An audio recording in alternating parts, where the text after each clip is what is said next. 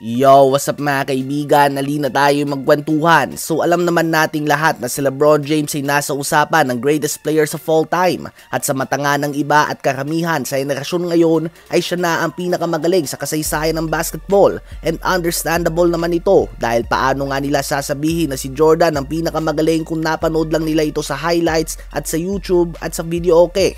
Ganun pa man si LeBron nga ay muntik nang magkaroon ng greatest season of all time at yan ay noong 2013. Siya ay nagtala ng 26.8 points, 8 rebounds, 7.3 assists, 1.7 steals, and 1 block per game on 56.5% shooting sa field and 40.6% shooting naman sa 3-point line.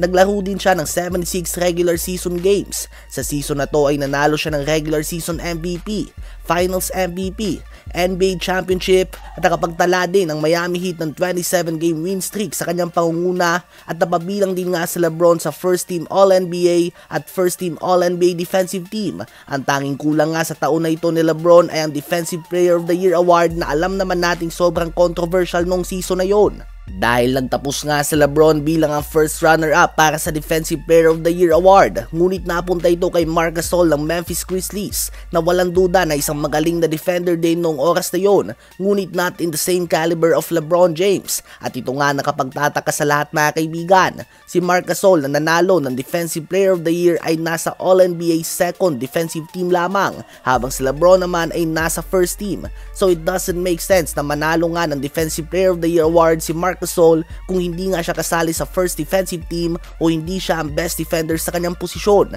Si LeBron ay nakatanggap ng 25 first place votes sa All-NBA defensive team at 5 lang kay Marc Gasol. Si Gasol din ang may lowest votes sa 2 All-NBA defensive teams, habang si LeBron naman ang second highest, only trailing 1 point kay Tony Allen na teammate ni Marc Gasol. Ngunit pagdating nga sa Defensive Player of the Year award ay biglang lumamang dito ang Spanish big man. Ngunit hindi lang yan ang sumira sa possibly greatest season of all time sa NBA. Bagkus si LeBron nga sanang kauna-unahang unanimous regular season MVP ever at hindi si Stephen Curry.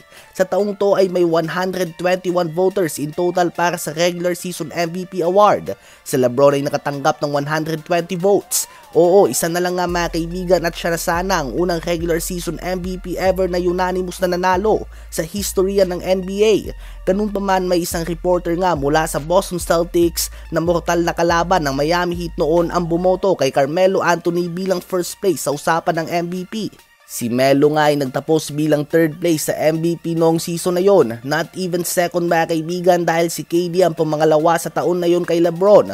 So imagine mga kaibigan kung nakuha ni LeBron ang unanimous MVP, unang unanimous MVP, Finals MVP, Defensive Player of the Year, NBA Championship, All-NBA First Team, All-NBA Defensive First Team, SB's Male Athlete of the Year, SB's Best Basketball Player of the Year at Miami Heat 27 win streak. Isa nga talaga sana ito sa greatest seasons of all time.